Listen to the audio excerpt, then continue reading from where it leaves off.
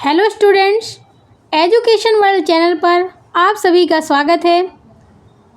तो इस भूगोलवेत्ताओं की कड़ी पर आगे बढ़ते हुए हमारा ये 5वां लेक्चर स्टार्ट होने जा रहा है। इससे पहले जो भी लेक्चर हो चुके हैं आप सभी जाकर उनको भी पढ़ लीजिए। आज हम देखेंगे डेविस का भू आकृति चक्र, लेकिन इससे पहले हम अल्फ्रेड हेटनर के बारे में जिनके बारे में पढ़ चुके हैं उनका हम पहले रिवीजन करेंगे। अल्फ्रेड हेटनर का जन्म 1859 से लेकर इनका जन्म 1859 में हुआ और इनकी मृत्यु 1941 में हुई। अल्फ्रेड हेटनर प्रधानता प्रकृति एवं प्रादेशिक भूगोलवेत्ता कहे जाते हैं।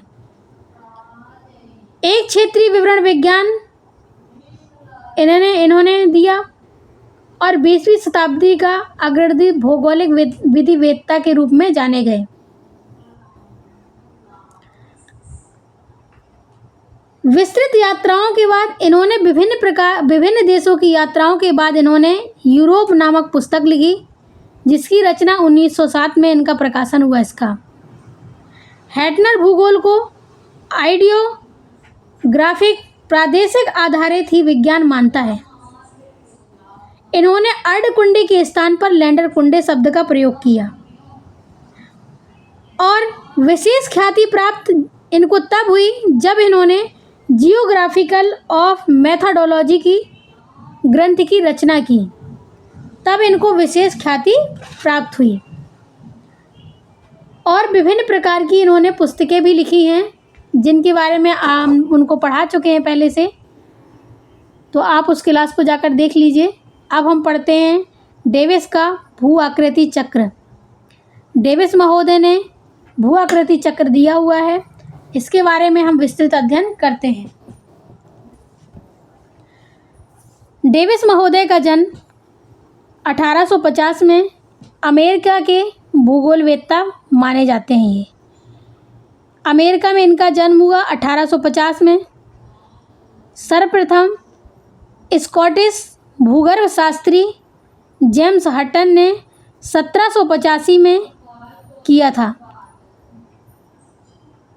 जबकि इसी के माध्यम से जेम्स हटन ने कहा था कि वर्तमान भूत की कुंजी है। तो ये प्रसिद्ध कथन हमेशा परीक्षाओं में या कभी कभी परीक्षाओं में पूछ लेते हैं कि किसने कहा है कि वर्तमान भूत की कुंजी है, यानी भूतकाल में प्रोसेस है कि वह सक्रिय रहे। तो वर्तमान भूत की कुंजी है, ये जेम्स हटन महोदय कहते हैं। डेविस ने अपर्दन चक्र की संकल्पना का प्रतिपादन किया। तो अपर्दन चक्र की संकल्पना का प्रतिपादन किसने किया? डेविस महोदय ने। डेविस कहते हैं कि भूदृश्य का विकास एक चक्र से होकर गुजरता है। जो भूदृश्य है, हमारा जो पृथ्वी है, इसका जो विकास है एक चक्र से होकर गुजरता है। इस चक्र का एक निश्चित विकास क्रम होता है। डेविस ही कह रहे हैं कि जो ये भूदृश्य है, इसका जो विकास हो रहा है एक चक्र से होकर गुजर रहा है और इस चक्र का एक निश्चित विकास क्रम होता है, जिसको हम देखते हैं आगे। इसकी 3 अवस्थाएं दी गई हैं, तो इनको मुख्य 3 अवस्थाओं में बांटा गया है भूदृश्य विकास को। भूदृश्य का विकास चक्र देखते हैं हम। इस चक्र को हम 3 भाग में डिवाइड करते हैं: युवावस्था, प्रौढ़ावस्था, वृद्धावस्था। इसी प्रकार से मनुष्य का भी होता है, युवावस्था, प्रौढ़ावस्था और वृद्धावस्था। मनुष्य पहले युवावस्था में होता है, इसके बाद प्रौढ़ावस्था में प्रवेश करता है, इसके बाद वृद्धावस्था में प्रवेश करता है। इसी प्रकार से प्रकृति है। प्रकृति पहले युवावस्था में आती है, प्रौढ़ावस्था में आती है जो भूदृश्य होता है प्रकृति का, और वह वृद्धावस्था में आती है। इस भूदृश्य पे जो नदी घाटियाँ होती हैं, नदियाँ होती हैं, ये इस प्रकार से चलती हैं जैसे मनुष्य की आयु चलती है। उसी प्रकार से इन नदियों की आयु भी चलती है।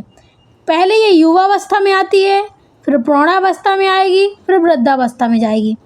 तो ये अपर्दन चक्र है, भू अपर्दन चक्र जो ये दिया गया है, ये डेविस महोदय ने दिया है कि उत्थान की सीमा इसकी कैसी रहती है, युवा अवस्था में रहती है और अधिक उच्चावच के साथ रहती है। इसके बाद जैसे ही इसकी ऊंचाई बढ़ती है, चढ़ाव बढ़ता है, और जब नदी उतरती है, जब पानी का बहाव तेज़ी से एकदम आता है तो चढ़ाव होता है, अधिक उच्चावच होता है। इसके बाद जब नदी का पानी घटता है तो धीरे धीरे ये प्रौढ़ावस्था में आती है, और एक समय ऐसा होता है जब नदी में बिल्कुल कम पानी हो जाता है, बिल्कुल नदी घट जाती है, तो वह वृद्धावस्था में प्रवेश कर जाती है। वृद्धावस्था यहाँ पर उत्थान की सीमा थी, यहाँ पर अधिकतम ऊंचाई आई, जब अत्यधिक बाढ़ आई तो ऊंचाई आई। इसके बाद जैसे ही जल घटा तो प्रौढ़ावस्था में आई, और इसके बाद जब वृद्धावस्था में गई तो जब ये आकृतियाँ बनेंगी इस प्रकार की, तो इनको मोनाडाइक कहा गया, मोनाडाइक कहा गया और पेनी प्लेन कहा गया। तो ये भूदृश्य और एवं डेविस का भू आकृति चक्र अपर्दन चक्र था, जो पेंसिल्वेनिया की नदी घाटी पर आधारित है। यह भू आदर्श चक्र पेंसिल्वेनिया की घाटी पर आधारित है। इन 3 कारकों संरचना, प्रक्रम तथा अवस्था को डेविस का त्रिकूट कहा जाता है। डेविस की पुस्तक है एसेस इन जियोग्राफी, इसमें अपर्दन चक्र का सिद्धांत दिया गया है। डेविस की इस पुस्तक में अपर्दन चक्र का सिद्धांत दिया गया है। यह यूएसए के ओहियो नदी घाटी पर आधारित है।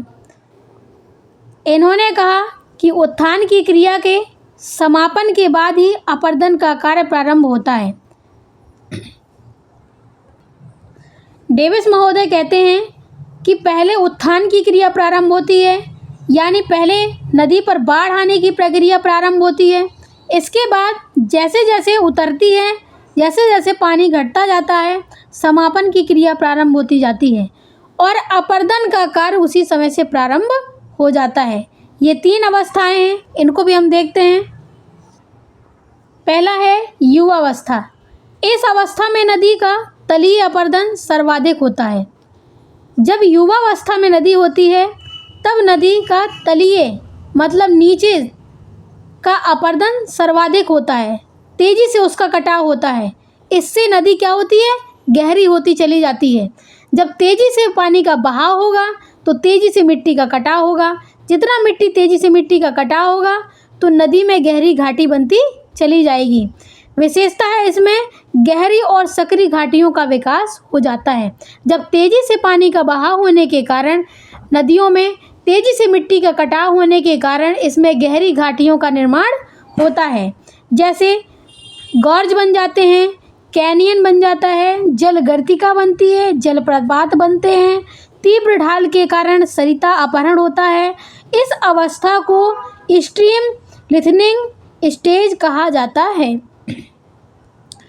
तो जब ये युवा अवस्था में नदी होती है, जब तेजी से बहाव होता है, कटाव होता है, तो गॉर्ज, कैनियन, जल गर्तिकाएँ, जलप्रपात, तीव्र ढाल, सरिता अपहरण, ये जो अवस्थाएं बनती हैं, इन्हीं को नाम दिया गया स्ट्रीम लिथनिंग स्टेज।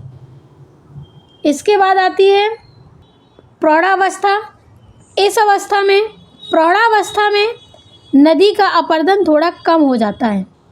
युवावस्था में नदी का अपर्दन ज़्यादा होता है, प्रौढ़ावस्था में नदी का अपर्दन थोड़ा कम होता है। यह अवस्था घटते उच्चावच का काल होता है।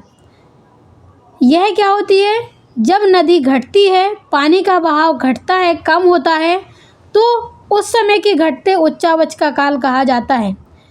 विशेषताएं हैं इसकी, वी आकार की घाटी बनती है, इसमें विसर्प बनते हैं, गोखुर झील का निर्माण होता है, प्राकृतिक तटबंधों का निर्माण होता है, बाढ़ के मैदान का निर्माण प्रारंभ हो जाता है। विसर्प बन जाते हैं मतलब इस प्रकार की आकृतियां बनती हैं, इस प्रकार की आकृतियां विसर्पों का निर्माण होता है। गोखुर झील, जब यही झील इतनी भयंकर मोड़ पर आती है और ये यहाँ से कटकर तो ये गोखुर झील का निर्माण हो जाता है।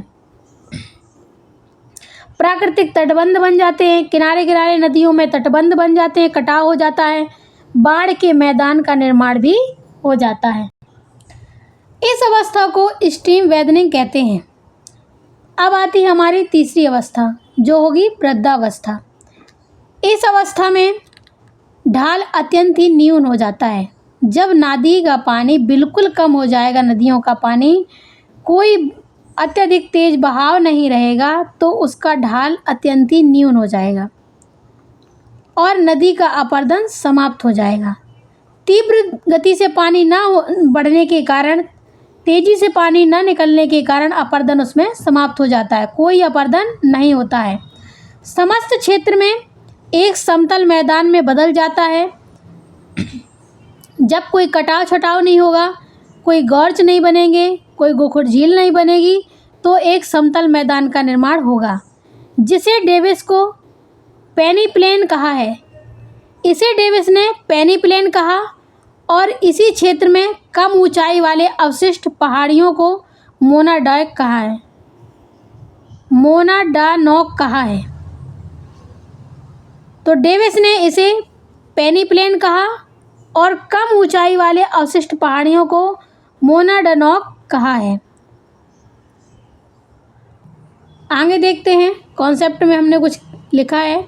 पेनी प्लेन डेविस ने दिया है, इसी प्रकार से पेन प्लेन क्रिकमैन ने दिया और पेडी प्लेन एलसी किंग महोदय ने दिया और पेन फैन लॉशन ने दिया है। ये तो कुछ दी हुई,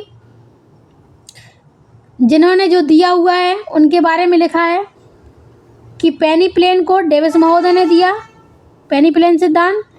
इसी प्रकार से पेन प्लेन सिद्धांत क्रिकमैन ने दिया, पेडी प्लेन सिद्धांत एलसी किंग ने दिया और पेन फैन के सिद्धांत लॉशन ने दिया है। कुछ सिद्धांत हैं